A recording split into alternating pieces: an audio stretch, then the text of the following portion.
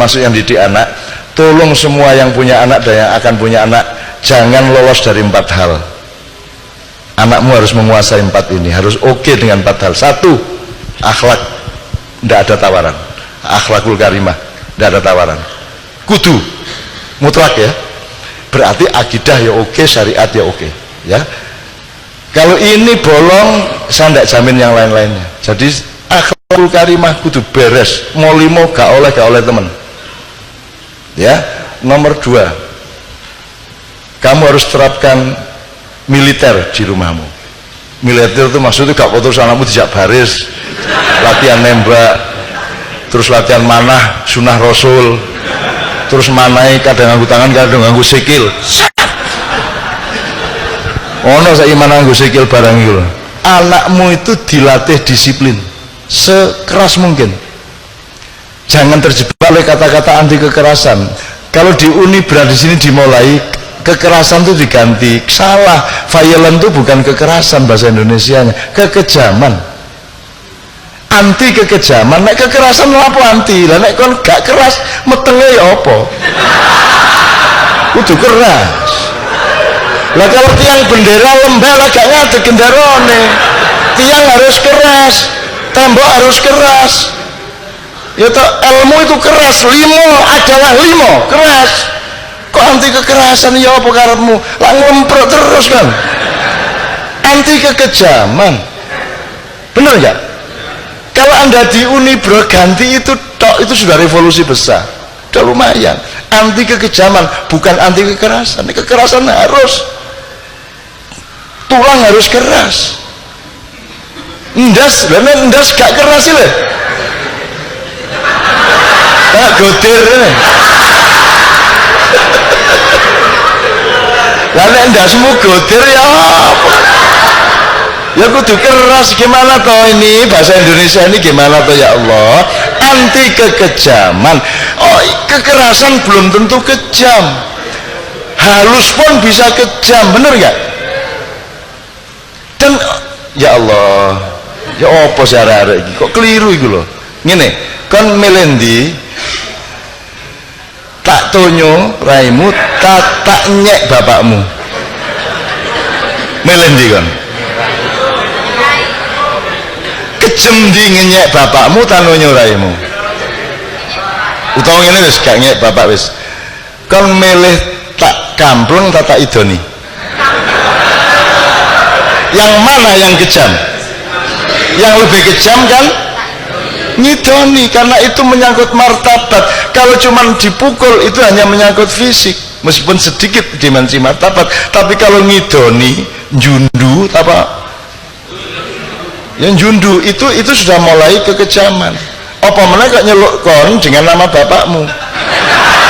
Ya, misalnya loh, misalnya jenenge bapak sampean jenenge Paidi, oke. Kon orangane.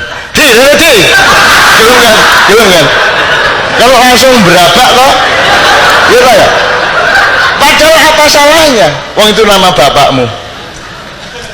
Dan tidak ada urusan pukul, tidak ada urusan ngamplung, tapi itu kan kekejaman yang luar biasa, betul enggak? Tolong dibenahi itu mas, kata itu doang anti kekejaman, bukan anti kekerasan.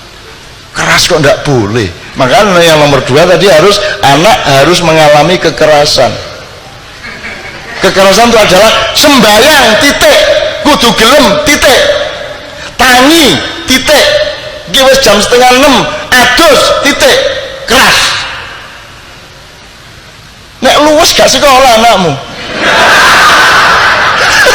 Ya enggak, nek lembek gak dadi kan. Mudah-mudahan ini kelihatannya cuma ilmu kata, tapi ternyata sangat substansial, ya mas ya. Oke, iki manco, iki kan jawab. 2 ya, akhlak, militer, disiplin. Nomor 3, akuntansi. Perkenalkan anakmu, biasakan anakmu untuk menghitung segala sesuatu, bukan ngitung dalam arti util, tapi memanage, ngerti hitungannya. nek aku ngene ibuku atine ya apa, nek aku ngene guruku ya apa, nek aku ngene meneh terus aku ya apa. Jadi punya hitung-hitungan terhadap kehidupan. Syukur punya hitungan bisnis, punya hitungan manajemen, tapi dengan akhlak yang bagus dan disiplinnya juga sudah bagus, dia tidak mungkin menjadi bisnis oriented atau kapitalis. Kapitalisasi boleh sebagai salah satu unsur dari karier yang berakhlakul karimah, tapi tidak boleh kapitalisme menjadi pusat perilaku hidupmu, kan gitu. Tapi tetap kudu ngerti, tetap kudu ngerti yang ketiga, akuntansi ini ya. Kecilik diperkenalkan dijak ngitung, arek cilik lak gak ora Bu, ono arek SMP kelas 1 sing ngomong ini, "Mah, mbok sudah toh ke ATM toh, kan tinggal ngambil." Lho gak ono duit, gak iso jelasno ibune. Jadi anak itu dipikirnya kotak itu tempat uang, kita punya kartu tinggal ngambil, kan padahal urusannya adalah kita punya simpanan apa tidak, kan gitu. Anak ini nggak ngerti. Nah, harus dipingin ngerti. Jadi njaluk opo dikandani. Sik ya, iki gak apa-apa tak tukokno, tak tukon dulu ya iki regane sakene, meneh-meneh nek kon misale gak iso tuku ngene-ngene iki aja getun. Mulai saiki kudu sinau nyambut gawe, kudu sinau akuntansi. Jadi anak saya itu beli apa saja diajak ngitung sama ibunya. Bahwa kamu besok-besok belum tuh bisa beli ini. Kalau sekarang kamu ingin makanan ini, minuman ini, es krim itu, jangan lupa besok-besok kamu harus beli sendiri, tidak bisa mendapatkan saya atau ibumu untuk membelikan. Kamu harus mulai ngitung hidup. Jadi akuntansi itu maksud saya. Jadi muhasabah kalau bahasa Arabnya, muhasabatul hayat. Nomor 4, IT. Jangan ada yang tidak menguasai IT di wilayah apapun. Syukur Anda menjadi programmer, sebab seluruh penipuan yang menyangkut Anda itu yang ngerjain adalah programmer. Sehingga konsentrasi sarafmu ngene mergo ndelok film ngene, omongan ngene, itu semua programmer. Jadi Anda harus jadi programmer. Paling tidak fardu kifayah. Harus ada di antara Anda yang menjadi programmer, gitu ya. Anda harus menguasai server, Anda harus menguasai macam-macam. Kalau perlu Anda juga hacker-hacker dan cracker-cracker. Dalam arti untuk perjuangan, gitu ya, dalam arti untuk perjuangan, gitu ya teman-teman sekalian ya. Ini titipan pertanyaan dari teman-teman saya juga. Namanya siapa nama? Yusi dari FK. Bagaimana ya sikap kita sebagai seorang pendidik menghadapi perubahan kebudayaan di kalangan mahasiswa saat ini?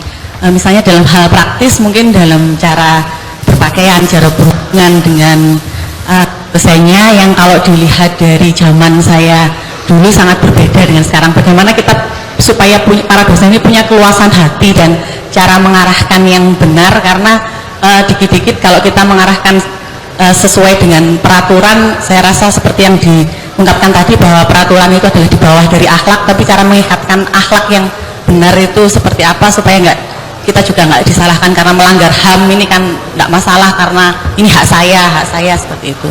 Saya kira, terima kasih. Saya dari Gusti, mana Gusti tadi? Anak didik, apa jenis? Yusi. Tak kasih tahu ya Mbak, yang dimaksud perubahan budaya itu soal apa misalnya? Berpakaian, kontak kandani ya. Berpakaiannya anak muda sekarang itu jauh lebih bagus daripada tahun 70-80. Ojo geragas-geragas, tapi itu lumayan nih. Kamu tahu dulu, Anda pernah dengar saya lautan jilbab? Di zaman saya SMA ku, arek SMA ku roke sakmene. Ada masih banyak fotonya tahun 70-an tuh roke arek SMA sakmene iki lho. Masih Sidratul Muntaha. Loh. Temen-temen itu termasuk SMA Muhammadiyah, SMA Islam sakmene roke. Jadi sakilan teko dengkul iki. Itu tahun 70-an seperti itu. Kemudian kita bikin orang mulai pakai jilbab dikit-dikit, terus saya memperjuangkan jilbab, saya keliling bikin nekat, saya bikin idiom lautan jilbab. Zaman itu belum ada orang pakai jilbab satupun. Kemudian mulai pakai mahasiswa pertama, baru kemudian ibu-ibu kelas menengah, kemudian ibu-ibu di pasar, mulai sekarang benar-benar lautan jilbab. Aku biar wani ngomong lautan itu janjane yang mergo gak roh.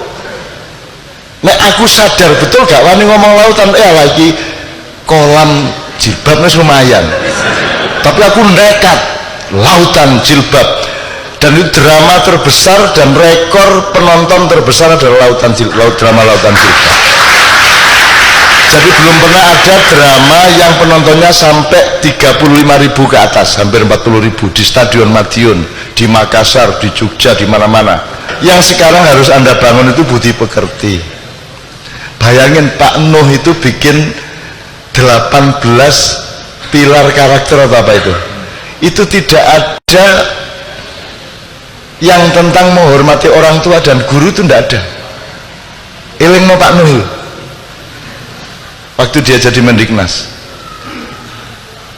Saiki guru diremehno karo murid, nggih ta mboten? Engko nek guru untuk kereng didik melanggar HAM. Anda dihancurkan memang oleh penjajah, oleh kolonial-kolonial. Dulu kolonial datang membawa bedil. Kolonial sekarang masuk ke undang-undang, masuk ke sistem birokrasi, masuk ke rubrikasi negara. Hati-hati, dan itu yang harus Anda perjuangkan. Jadi Anda harus cari cara, ya opo arek iki carane tetap bisa disiplin meskipun saya menghindarkan tuduhan pelanggaran HAM. Masih banyak cara, nggak perlu ngampleng, nggak perlu nyamblek, nggak banyak cara. Jadi mendelik ya iso toh. Wong gitu itu asal nggak nyentuh kok. Yang namanya setiap zaman punya jalan keluarnya sendiri. Yang penting Anda melakukan yang memang harus Anda lakukan. Jangan cemaskan mengenai dunia. Dunia milik Allah dan Allah mengkhalifai. Inna nazalna dzikra wa inna lahu lahafizun. Allah menjaga semua yang cinta kepadanya. Tenang aja, ya. Rodok ngeluh lagi, tak dudu sing gak gawe iki. Oke. Ndak mendidik anak itu saya ndak bisa, Dek. Ndak bisa mendidik anak. Yang namanya mendidik anak itu adalah kita mempelajari Tuhan maunya apa, dia itu siapa, itu kita kuntit terus. Yang namanya rampak itu tak kuntit terus, ini siapa, dan takjub saya luar biasa kepada Allah gitu loh. Gusti Allah enggak ya apa koyo ngene iki, arek iso koyo ngene iki apa. Jadi anak saya itu di sekolahnya dia setiap tahun mendapat piala keteladanan. Kok teladan piye? Dia adalah anak yang sangat berdisiplin, padahal nakal. Lu kok iso kan oleh piala disiplin? Apa? Ya enggak sih. Itu tak enggak sih, itu kan juga istilah saja, dia bilang gitu. Terus prakteknya kamu gimana di sekolah kok bisa dapat piala kedisiplinan? Guru-gurunya mengatakan, oh rampak itu anak yang berperan di sekolahannya, dia bukan rampak. Dia ngemong teman-temannya, dia tidak pernah emosional, dia selalu ngalah, dia selalu menjaga keseimbangan. Jadi nek konco-koncone ku ngomong, wah rampak itu pahlawan kebenaran gitu. Arek cilik-cilik ku ngomong. Tapi saya juga tidak boleh gede-gedein rampak, tidak boleh juga, jangan juga GR-GR sama anak kita. Cuman anak ini memang oleh Allah memang dipasang untuk sesuatu yang sedang saya cari terus-menerus. Jadi jangan meminta anakmu jadi rampak. Sebab rampak itu juga tidak sama dengan saya, tidak sama dengan Sabrang, tidak sama dengan siapapun. Allah punya maksud, kita teliti terus tiap hari. Jadi jangan mencetak anak, yang penting kita teliti Tuhan maunya apa sama anak ini. Pertanyaan-pertanyaannya yang terakhir kan kemarin ibunya pergi ke Australia 10 hari, kan saya punya waktu sama rampak ngobrol, berdiskusi macam-macam, dan selama 10 hari sama saya itu tidak ada anak kecilnya sama sekali. Dia bukan anak kecil sama sekali, segala sesuatunya runding, semua gampang, terus tak colong-colong nilai-nilai yang mendasar-mendasar. Terus kemarin begitu ibunya datang, dia berangkat sekolah, saya tanya, Rampak, sip ya kita kemarin kan diskusi banyak nih, inget tau sebenarnya apa saja poinnya yang kita diskusikan? Terus dia ngomongin, sebentar, saya sedang mendaftari ayah ini, sebenarnya yang dimaksud ini ceramah yang nomor berapa ya? Asu ya, ceramah nomor berapa? Jadi aku ini tiga dulinan kalau dek, oh ya iki bapakku ceramah ya wis tak rungokne, iki nomor saene ngono lho. Dadi dia iki selalu lebih tua dari orang yang berkomunikasi dengan dia gitu. Nah itu Allah, konsepnya ke Allah, jangan ke dia, karena Allah itu mentakdirkan sesuatu itu namanya